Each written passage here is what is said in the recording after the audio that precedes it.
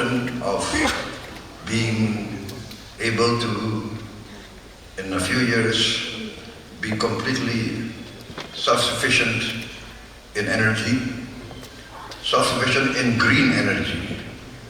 We will be perhaps one of the few countries that can achieve 100% renewable energy within a few years.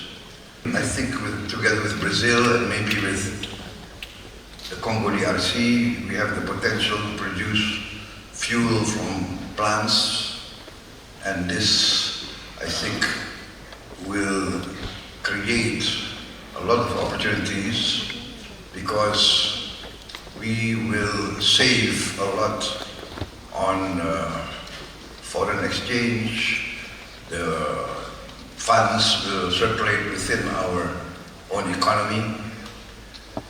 We also are blessed with critical minerals and other vital resources for modern life. And also I've been discussing with Peru, the Peruvian government. I think we have complementary resources for the future. I believe that prosperity can only come from peace. Peace comes from understanding. Understanding comes from engagement and negotiation. Download Tribun X sekarang. Menghadirkan lokal menjadi Indonesia.